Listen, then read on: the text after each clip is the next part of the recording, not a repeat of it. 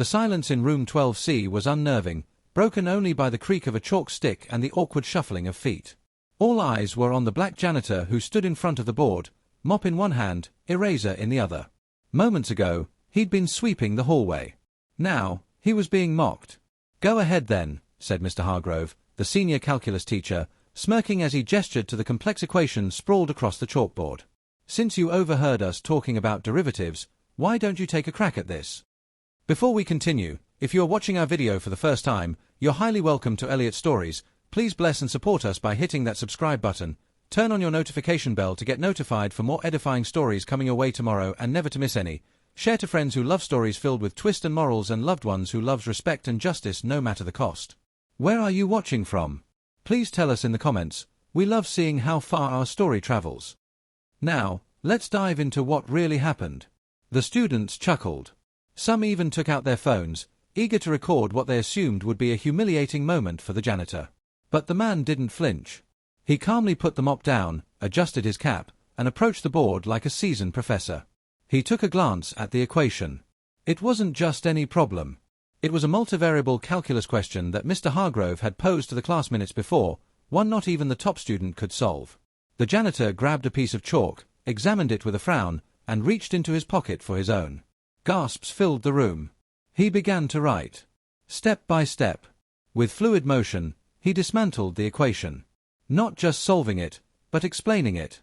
Every twist, every technique, every reason why one method was better than the other. "This part here," he said, underlining an integral. "Most students make the mistake of jumping steps. But if you transform the function into polar coordinates, you'll see the solution more clearly." Mr. Hargrove's smirk had disappeared. The students were no longer giggling. Phones were still recording, but now they were capturing something unexpected: brilliance, clarity, and a janitor who was far more than what his uniform suggested. By the time he stepped away from the board, the class was stunned into silence. The answer was right. Perfect. A girl in the front row whispered, "Who is he?"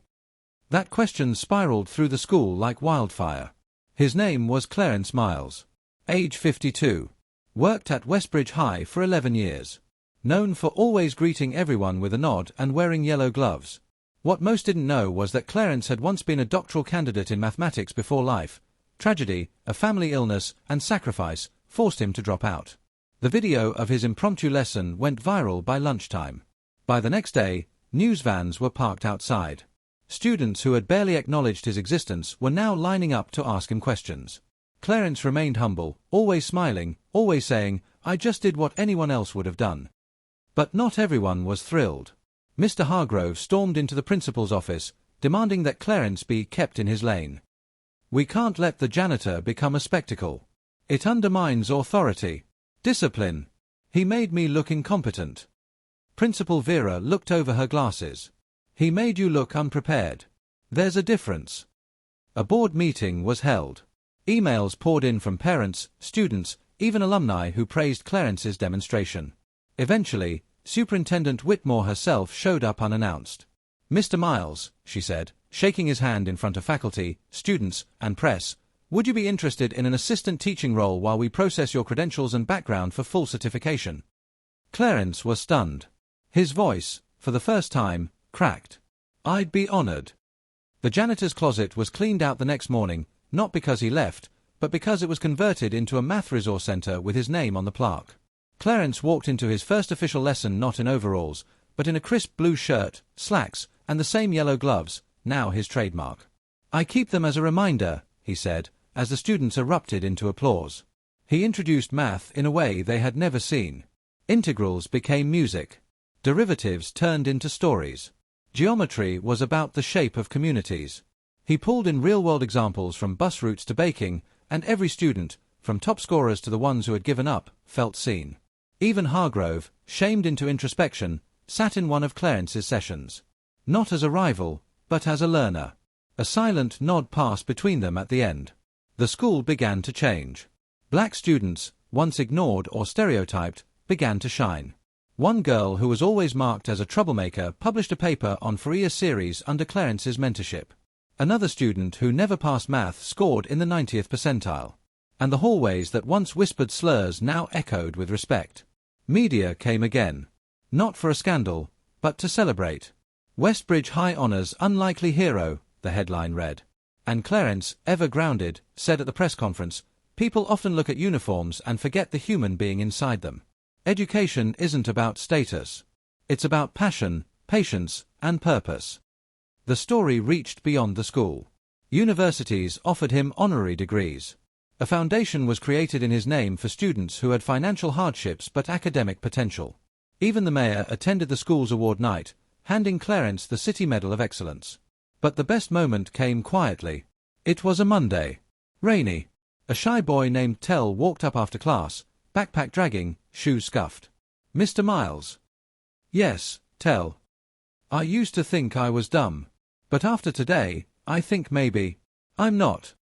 Clarence knelt to meet him eye to eye. "You were never dumb, son. You just needed someone to believe in you.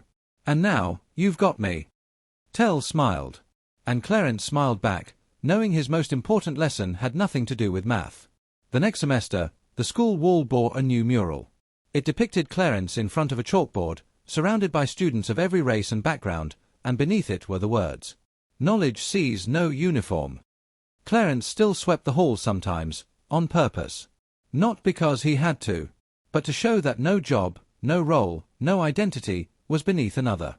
He would stop to tie a student's shoe, explain a problem, or just say hello. And everyone, students and staff alike, respected him. The cafeteria ladies called him Professor Miles. The students called him Coach C. Even Mr. Hargrove, after months of reflection, invited Clarence to co-host the annual Math Olympiad. The twist wasn't just in Clarence's rise. It was in the awakening of a school that judged based on surface, and now learned to see depth. Because of one dared moment. One underestimated man. One answer that changed everything. Moral lesson. Learning and wisdom are not exclusive to classrooms or degrees, they exist wherever passion and knowledge meet. This story was humbly crafted and brought to you by Elliot Stories. Catch you on the next one.